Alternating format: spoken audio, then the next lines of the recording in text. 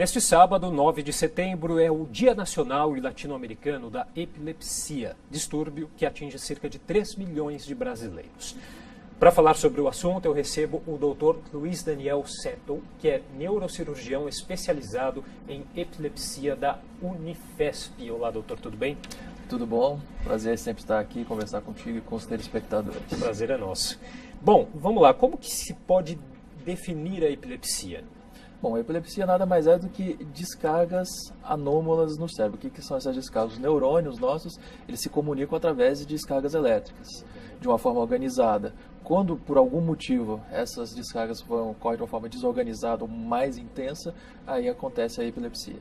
E a gente costuma dizer que a convulsão é a mesma coisa ou está errado, gente? Embora muitos casos de convulsão estejam associados à epilepsia, na verdade nem todas as epilepsias têm convulsão e nem todas as convulsões são por causa de epilepsia. Como diferenciar? É difícil, para quem não está acostumado é difícil, ainda mais uma convulsão. Geralmente, sim, um paciente que não tem uma história de epilepsia, ele pode ter uma convulsão por intoxicação por drogas, ou por medicamento, ou por causas infecciosas. E aí é semelhante, você não vai conseguir separar, mas você vê pelo histórico do paciente, né? Mas se você vê uma convulsão dessa, não vai conseguir saber a diferença. E como que é feito o diagnóstico, doutor, da epilepsia? O diagnóstico da epilepsia é basicamente clínico. É um diagnóstico que você faz através da história, conversando com o paciente, da história, como começou, como é que é a crise que ele tem. E, eventualmente, quando você precisa, você pode lançar a mão de eletroencefalograma, ressonância, tomografias, mas é basicamente, essencialmente clínico. Agora, o senhor falou em crises. Essas crises, elas são sempre iguais? Varia de pessoa para pessoa? Existe uma gama grande de crises de epilepsia, porque depende muito da localização, da origem dessas crises. Dependendo do local do cérebro onde elas se originam, vai ter um tipo diferente de crise. Por exemplo, se origina na parte que controla o braço, ele pode ter só um abalo no braço e só isso. Se é uma crise que pega o cérebro como um todo, o paciente geralmente perde a consciência, pode cair, se debater ou pode só ficar parado, rígido. Depende muito da localização do cérebro. E quais que são as principais causas? Inclusive podem ser hereditárias? Hereditária é mais raro, mas embora a grande maioria das epilepsias comece ainda na infância, em torno de 50% a 60% dos casos você consegue associar alguma causa e os outros 50% a 40% você não chega a uma causa propriamente dita. E as causas associadas ao aparecimento da infância geralmente são problemas de infecção durante a gestação da mãe, claro, ou má alimentação, algum problema pré-natal que acaba levando, justamente na época que o cérebro está se desenvolvendo, a ter crise. Isso geralmente das da infância. Na adolescência e adulto, geralmente é o que a gente chama de epilepsia secundária. Geralmente são secundárias a outras causas, ou um trauma porque bateu a cabeça e teve alguma lesão, ou um tumor, ou um sangramento, ou uma isquemia, um AVC. Então, essas na fase adulta geralmente estão mais associadas a esse tipo de situação. Agora, quais são os tratamentos utilizados hoje? Tem cura também? Uma outra pergunta que eu já faço. Então, a epilepsia, basicamente, o tratamento é inicialmente medicamentoso, é com remédio. 70% das epilepsias vão ser controladas com medicação, uma, duas. Nos 30% que não se controlam com medicação, você faz uma investigação que alguns desses casos vão ser candidatos a um tratamento cirúrgico para controle da epilepsia, onde você justamente faz isso. Você vai lá e tira o foco, aquela região onde as descargas se originam, você vai lá e tira essa cirurgicamente para o controle das crises. E no caso, respondendo a sua segunda questão, no caso de cura, a gente fala de controle. Cura, embora alguns pacientes raramente você consiga até retirar a medicação dele e ele ficar sem crise, a gente prefere o termo controle porque cura é algo complicado de falar com a epilepsia. Mas com um controle adequado, o paciente não tendo crise, ele pode ter uma vida normal.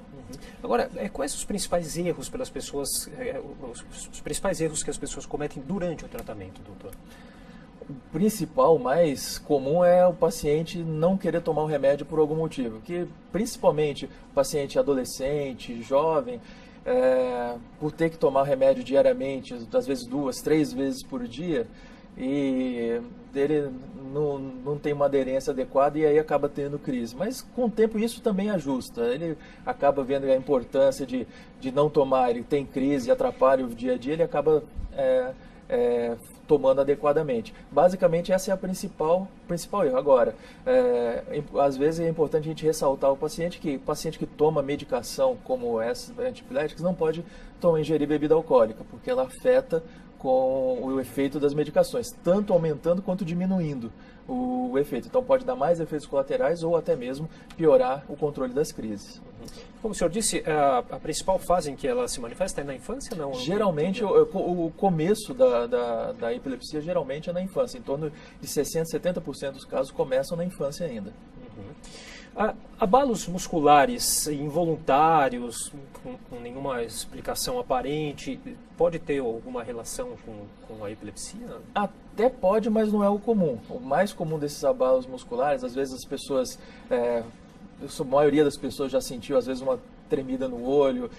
Isso geralmente está associado mais com cansaço, estresse. Outras alternativas são doenças neurológicas musculares mesmo, justamente na conexão do nervo com o músculo, e mais raramente a epilepsia. Pode, mas é muito raro. E o risco de recorrência? Qual que é o risco de recorrência dessas crises, doutor?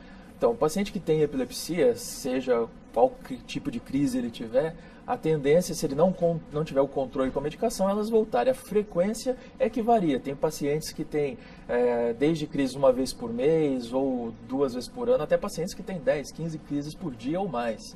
Então, isso varia muito dependendo de cada situação, de cada caso, isso é bastante variável, e também do controle ou não com a medicação. Como que as pessoas, acho que isso é bem importante, como que as pessoas podem ajudar quando se deparam com uma pessoa que está sofrendo uma crise epilética? Excelente pergunta. Na verdade, sim, é importante a pessoa saber que, primeiro, a crise ela é temporária. A pessoa tem a crise, ela vai recuperar da crise e vai voltar ao normal. Geralmente dura 5, 10 minutos, dificilmente mais do que isso. Quando os casos daquelas crises que a gente chama generalizada, que pega o cérebro como um todo, o paciente perde a consciência, naquele momento não adianta você ir lá conversar com ele que ele não está vendo nem ouvindo nada. Talvez a que as pessoas mais chamem a atenção é aquela que o paciente desmaia no chão, se debate, tem uma salivação excessiva. Então, nesse momento, o objetivo é afastar objetos que possam machucá-lo, cadeira, mesa, um vaso, alguma coisa para ele que ele está se debatendo. Uma coisa que também as pessoas se preocupam muito é com a língua, se a pessoa vai engolir a língua, perder a respiração. Ela não engole a língua e, pelo contrário, é importante que você não coloque nada na boca do paciente, que às vezes a pessoa quer colocar algum dedo ou alguma coisa na boca.